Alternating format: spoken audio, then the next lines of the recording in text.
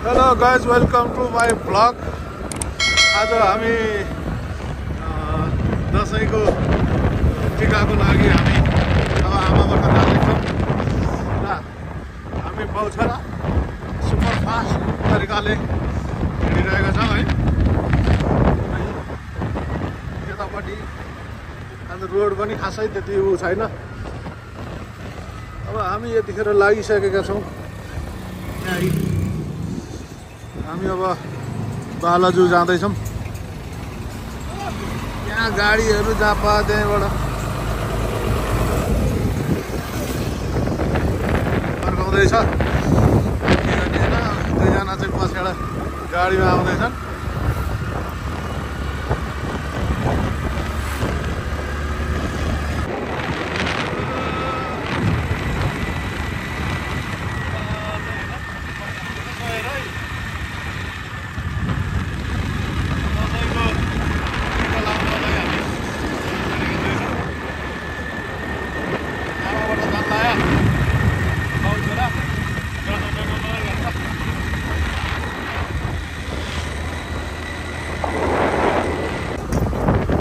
रोडको स्थिति यस्तो छ, अलिअलि बाटो गाडीहरू हिँडिरहेछन्, त्यति पैसा चाहिँ छैन।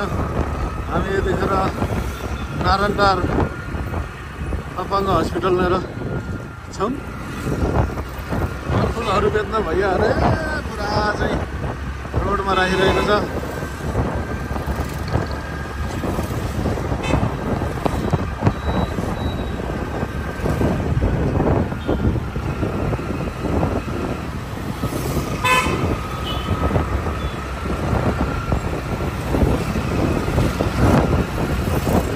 बाउछरा एक्सप्रेस हो आज। हिँड्दैछौँ हामी।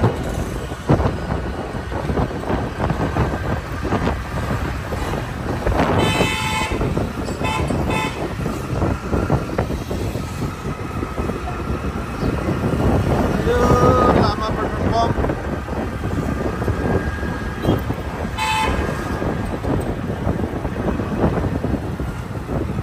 गाडीहरू खासै छैन आज। बेलुकाबाट चाहिँ अलि हुन्छ होला। आज टिका दिन भएको हुनाले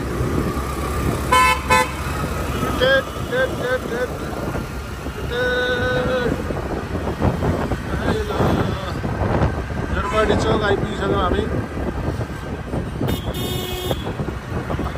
जमारा पनि त्यहाँ बेच्नु राखेर छ।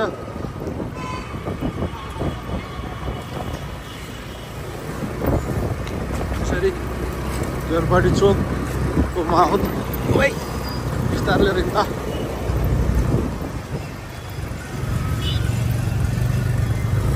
झापा चाहिँ गाडी रोकिदिन्छ। यो इलेक्ट्रिक कार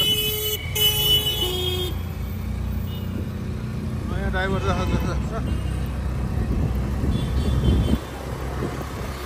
झरपाटी चोकमा फलफुल बजार। जमाराहरू पनि बेच्नु राख्ने।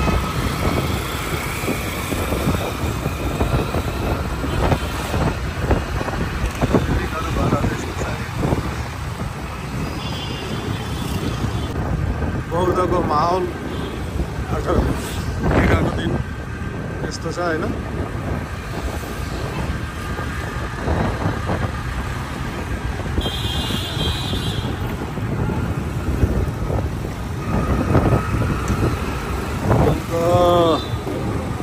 बौद्ध आइपुग्यो।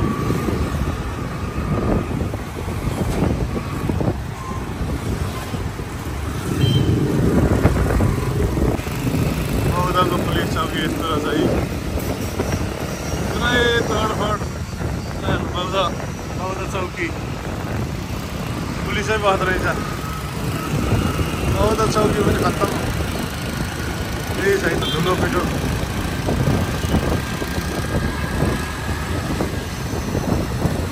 चौकी यसै गरी टुसाल आइपुगेका छौँ। टुसाल होटेल त्यहाँभित्र।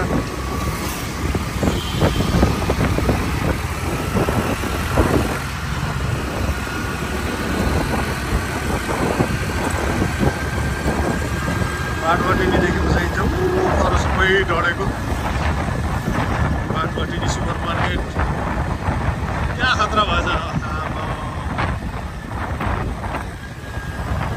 बिस्तारै बाटोबटिनी सुपर मार्केट वा पुरै कालो साबेल बाटोबटिनी सुपर मार्केट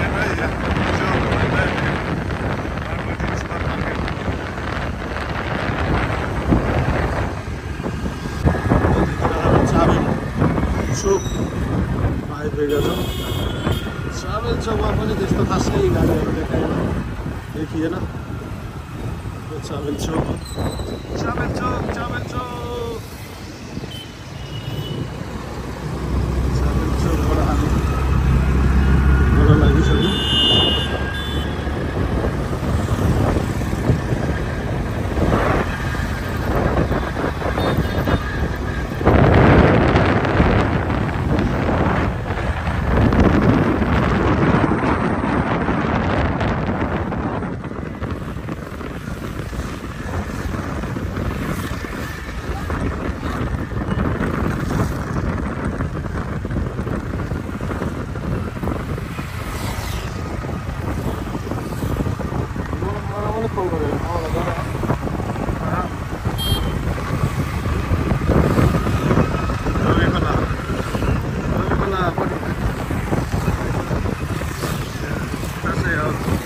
प्राइभेट कारहरू बढीमा देख्न सकिन्छ ट्याक्सीहरू खानापिना छ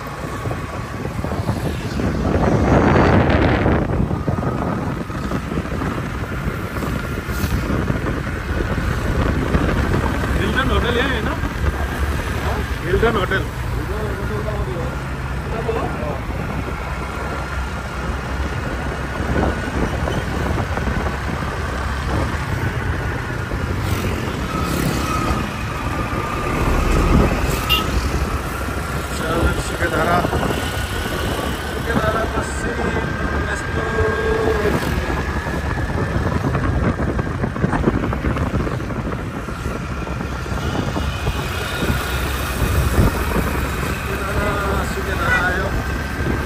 सिलगढी जङ्गल पुरै बादलले समेको छ मेरो साउन्ड आउँछ आउँदैन थाहा होइन मैले बाइक लगाएको छैन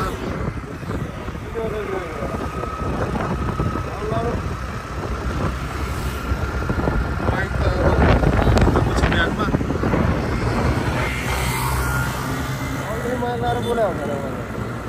होइन नि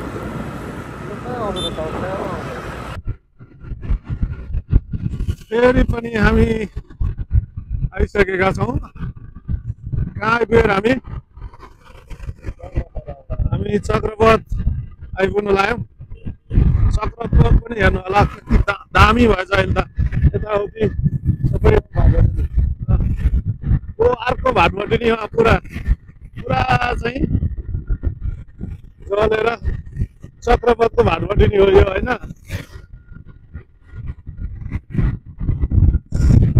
चक्रपथको पनि भाटबटिनी यस्तै गरी सुहा बनाएछन् होइन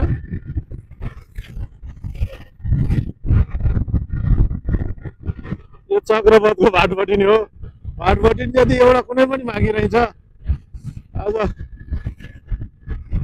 हेर्नु होला भाटबटिनीको हालत पुरै जलेर नष्ट यो अरू दायाँ बायाँ पनि पुरै जल्यो होला केही पनि बाँकी छैन गेटपट्टिको प्रहरी चौकी चाहिँ केही भएर रहेछ यहाँको चाहिँ महाराजगञ्ज नारायण गोपाल चोक हाम्रो नारायण गोपाल त्यहाँ बसेर उता हेर्दै हुनुहुन्छ यतिखेर भने हामी नारायण गोपाल चोकबाट अघि लागिसकेका छौँ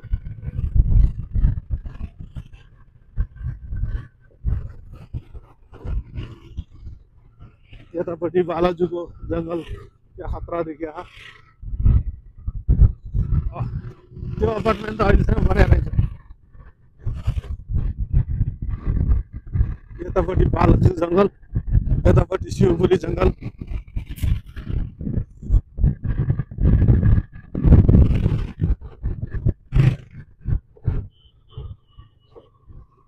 बिस्तारै नै बिस्तारो।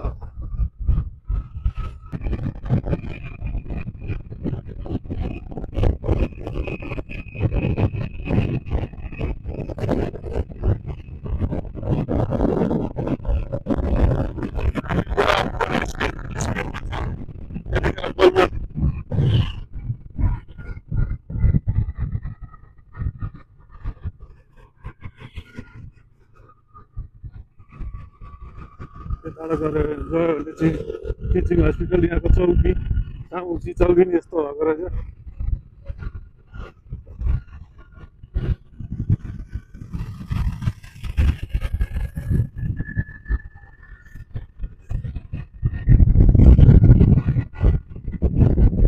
Green city hospital.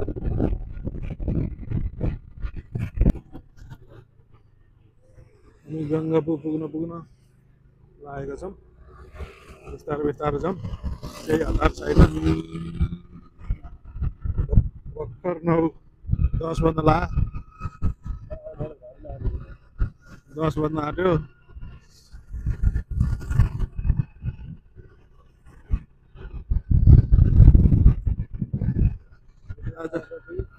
रोडमा त्यो चाहिँ सामुची चोक यता गयो भने ठुलोमै भएर पुगिन्छ।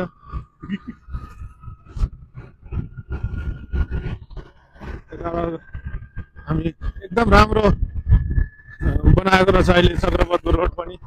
पहिला यस्तो थिएन, खाल्टाखुल्टी हुन्थ्यो। बालेनको सहर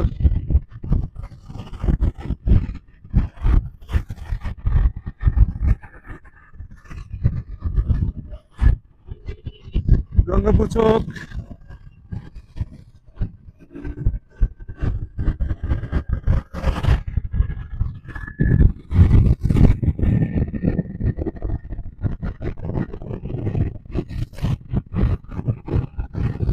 आधी घन्टा पुग्छौँ जाँदैछ। बालाजुको जङ्गल कति रमाइलो, कति राम्रो ठाउँ। अगाडि बालाजुको जङ्गल,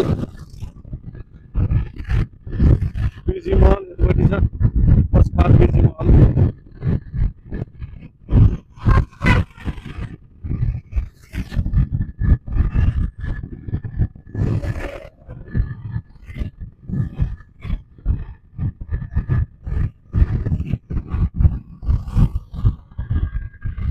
यतापट्टि बसहरू। हामी लगभग बालाजुको खेतमा आइपुगिसकेका छौँ।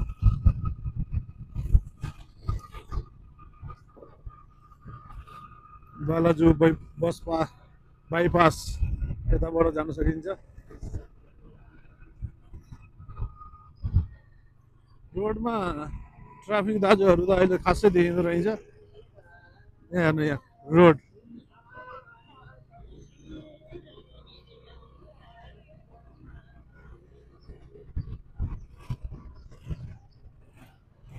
खाल्टाखुल्टी यसो हेर्दै जाउँ है।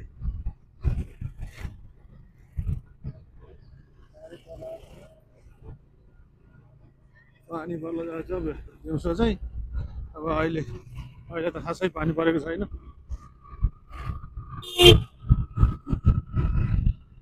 बालाजु बाइपास कति राम्रो जङ्गल छ यहाँ।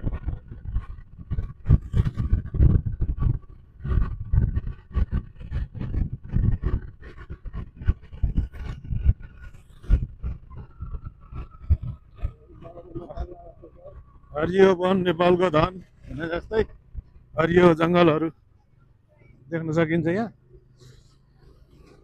साउन्ड चाहिँ आएन छ भने अब म्युजिक हाल्नु पर्ला। यतापट्टि चाहिँ होइन होला, उताबाट अगाडिबाट। हामी अष्टनारायण हल नजिक आइपुगेका छौँ। यहीँबाट तल हो।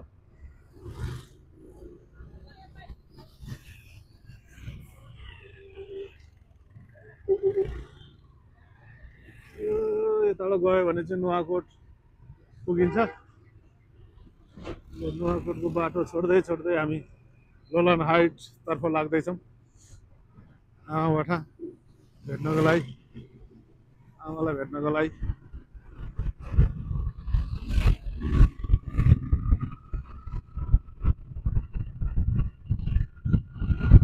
टिका टाला सब भइसकेछ, मान्छेहरूको टिका लाएर हिँड्न थालिसक्यो जमारा लगाएर।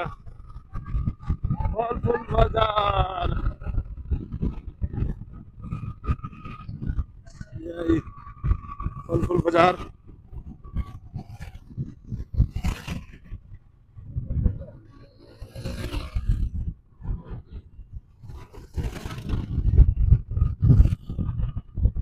मेरो साथी घर यतिर छ भन्थे, कता हो तल्लो बाटो।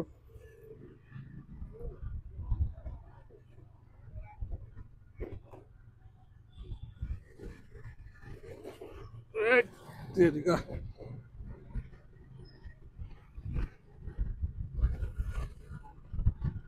अब यो खोलाको किनारै किनार अलि माथिसम्म पुग्छौँ हामी।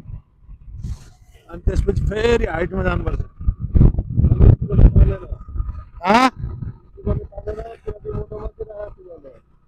स्कुटरले जति पनि तान्छ।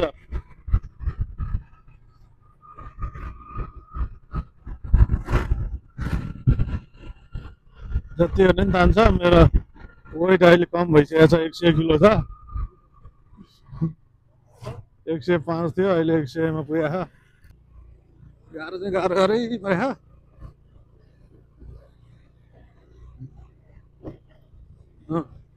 अब भ्याए यति भए तान्यो।